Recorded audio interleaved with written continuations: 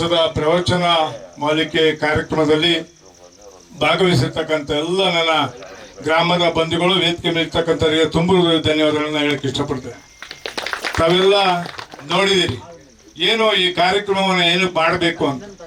ಏಕೆಂದ್ರೆ ಒಟ್ಟು 30 ದಿವಸ ಪ್ರತಿದಿನ ಬಿಡದ ಹಾಗೆ ಎಲ್ಲ ಕಡೆ ಇಂಥ ಒಂದು ಕಾರ್ಯಕ್ರಮವನ್ನು ಯಾಕೆ ಮಾಡಬೇಕು ಅಂತ ಹೇಳಿದ್ರೆ, ಮನೆ ಮನೆಗಳಿಗೆ ಶುದ್ಧ ನುಡಿ ನಡಿಗೆ ಅಭಿಯಾನದ ಮುಖಾಂತರವಾಗಿ, ಅಂದ್ರೆ ಹಿಂದೆ ಯಾವ ರೀತಿಯಾಗಿ ಹಳ್ಳಿಯಲ್ಲಿ ಯಾವ ರೀತಿಯಾಗಿ ಭಾಷೆಗಳನ್ನ ಬಳಸಬೇಕು, ಏನು ನುಡಿವಚನಗಳನ್ನ ತಿಳಿಬೇಕು ಅಂತಕ್ಕಂಥ ವಿಚಾರವಾಗಿ ಐಸಿರಿ ಫೌಂಡೇಶನ್ ಮಾಧ್ಯಮ ಸಂಸ್ಕೃತಿ ಪ್ರತಿಷ್ಠಾಪನಾ ಲಯನ್ಸ್ ಕ್ಲಬ್ ಮತ್ತು ಇವರ ಸಂಯೋಗದಲ್ಲಿ ಇವತ್ತು ಆಷಾಢ ಶ್ರಾವಣ ಮಾಸದ ಕಾರ್ಯಕ್ರಮದಲ್ಲಿ ಇವತ್ತು ಏನು ಹಿಂದೆ ಬಸವಣ್ಣನವರಿರ್ಬೋದು, ಕನಕದಾಸರಿರ್ಬೋದು, ಹಾಗೂ ಸ್ವಾಮಿ ವಿವೇಕಾನಂದರಿರ್ಬೋದು, ಹಾಗೂ ಕುವೆಂಪು ರವರಿರ್ಬೋದು ಮತ್ತು ಅಂಬೇಡ್ಕರ್ ಅವರಿರ್ಬೋದು, ಇವರೆಲ್ಲರೂ ಕೂಡ ಹಲವಾರು ವರ್ಷಗಳಿಂದ ತಮ್ಮದೇ ಆದ ನಡೆ ನುಡಿ ಭಾಷೆಗಳ ಮುಖಾಂತರವಾಗಿ ಹಳ್ಳಿಗಳಿಂದ ಹಿಡಿದು ನಗರದವರೆಗೂ ಕೂಡ ತನ್ನದೇ ಅಂತ ಚಾಪು ಮೂಡಿಸಿ ಒಳ್ಳೊಳ್ಳೆ ಕಾರ್ಯಕ್ರಮಗಳನ್ನು ಮಾಡ್ತಾ ಇದ್ರು.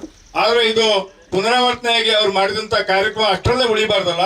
ಹಾಗಾಗಿ ಇದು 30 ದಿನಗಳ ಕಾಲ ದಿನ ಒಂದೊಂದು ದಿವಸ ಒಬ್ಬೊಬ್ಬರ ಮನೆಯಲ್ಲಿ ಒಂದೊಂದು ಹಳ್ಳಿಯಲ್ಲಿ ಇಂಥ ಒಂದು ಯಶಸ್ವಿ ಕಾರ್ಯಕ್ರಮ ಅಂದ್ಕೊಂಡಿರೋದು ನಮ್ಮೆಲ್ಲರೂ ಕೂಡ ಹಳ್ಳಿಯ ಜನತೆಗೆ ಮತ್ತು ಪ್ರತಿಯೊಬ್ಬರಿಗೂ ಕೂಡ ಹಿರಿಯ ಕಿರಿಯರು ಮತ್ತು ಇವತ್ತಿನ ಮಕ್ಕಳು ಕಲಿಬೇಕಾಗಿರ್ತಕ್ಕಂಥ ನುಡಿ ನಡೆಗಳನ್ನ ಹೇಳ್ಕೊಡುವಂತ ಒಂದು ಅವಕಾಶ ಸಿಕ್ಕಿದೆ. ಇದು ನಮ್ಮೆಲ್ಲರ ಹೆಮ್ಮೆ ಅಂತಕ್ಕಂಥ ವಿಚಾರ. ಇಂಥ ಒಂದು ಯಶಸ್ವಿ ಕಾರ್ಯಕ್ರಮ ಆಗ್ಬೇಕು. ಅದಕ್ಕೆ ಸಂಪೂರ್ಣ ಗ್ರಾಮೀಣ ಸೊಗಡು ಹೋಗ್ಬಾರ್ದು. ಗ್ರಾಮೀಣ ಪ್ರದೇಶದ ಜನರ ಸೊಗಡು ಇರಬೇಕು ಮತ್ತು ಭಾಷೆನೂ ಇರಬೇಕು.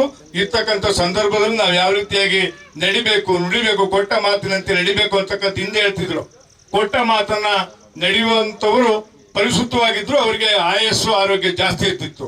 ಅಂತ ಒಂದು ಇವತ್ತು ಹಲವಾರು ವಿಚಾರಗಳನ್ನ ನೋಡ್ತೇವೆ. ಕೊಟ್ಟ ಮಾತಿಗೂ ತಪ್ಪಿ ನಡೆಯುವಂತ ಜನರು ಕೂಡ ಇದ್ದಾರೆ. 2 ತರದವರು ಇದ್ದಾರೆ. ಆದ್ರೆ ಯಾರು ಕೊಟ್ಟ ಮಾತನ್ನ ಕೊಟ್ಟು ನಡೀತಾರೋ ಅವರಿಗೆ ಒಳ್ಳೇದಾಗುತ್ತೆ ಅಂತಕ್ಕಂಥ ವಿಚಾರವನ್ನು ತಿಳಿಸುವಂತ ಕಾರ್ಯಕ್ರಮ ಕೂಡ ಇರುತ್ತೆ. ಇವತ್ತು ಹಳ್ಳಿಯಲ್ಲಿ ಇಂತ ಒಂದು ಒಳ್ಳೆಯ ಅದ್ಭುತವಾದ ಕಾರ್ಯಕ್ರಮವನ್ನ ಆಯೋಜನೆ ಮಾಡ್ಕೊಂಡಿರ್ತಕ್ಕಂಥ ಒಬ್ಬ ಯುವಕನಾಗಿ, ವಕೀಲನಾಗಿ ಪ್ರತಿಯೊಂದು ಕಾರ್ಯಕ್ರಮದಲ್ಲಿ ಕೂಡ ಇಡೀ ನಮ್ಮ ಚಿಕ್ಕಮಗಳೂರಲ್ಲಿ ಯಶಸ್ವಿಯಾಗಿ ಒಂದಲ್ಲ ಎರಡಲ್ಲ ಮತ್ತು ವಿದೇಶದಲ್ಲೂ ಕೂಡ ನಮ್ಮ ಕರ್ನಾಟಕದ ಭಾಷೆ ನಡೆ ನುಡಿಗಳನ್ನ ತಿಳಿಸುವಂತ ಕೆಲಸವನ್ನ ಮಾಡ್ತಿರ್ತಕ್ಕಂಥದ್ದು ಮತ್ತು ಹಿರಿಯರ ಜೊತೆಗೂಡ್ತಕ್ಕಂಥದ್ದು.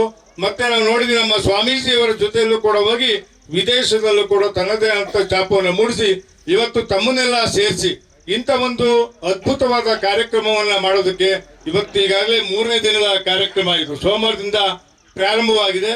30ನೇ ತಾರೀಕು ತನಕ ಕೂಡ ಒಬ್ಬೊಬ್ಬರನ್ನ ಒಂದೊಂದು ಕಾರ್ಯಕ್ರಮಕ್ಕೆ ವಿಶೇಷವಾಗಿ ಅತಿಥಿಗಳನ್ನ ಕರೆಸಿ ಮತ್ತು ಉದ್ಘಾಟಕರನ್ನ ಕರೆಸಿ, ಅದರಲ್ಲೂ ವಿಶೇಷವಾಗಿ ಸಾಹಿತಿಗಳನ್ನು ಕರೆಸಿ ಮಾತನಾಡುವಂತ ಒಂದು ಕೆಲಸವನ್ನ ಮಾಡ್ತಿರ್ತಕ್ಕಂಥ ಇವತ್ತಿನ ಈ ಕಾರ್ಯಕ್ರಮಕ್ಕೆ ಮೆರುಗು ಕೊಡ್ತಿರ್ತಕ್ಕಂಥ ನಮ್ಮ ಐಸಿರಿಯ ಫೌಂಡೇಶನ್ ಅಧ್ಯಕ್ಷರು, ನಮ್ಮ ತಮ್ಮಣ್ಣನವರ ಮಗನೂ ಆಗಿರ್ತಕ್ಕಂಥ ರೋಹನ್ ಭಾರ್ಗವ್ ಪುರಿದರೆ ಅವರಿಗೆ ತಮ್ಮೆಲ್ಲರ ಪರವಾಗಿ ಸ್ವಾಗತವನ್ನ ಕೋರ್ತಾರೆ.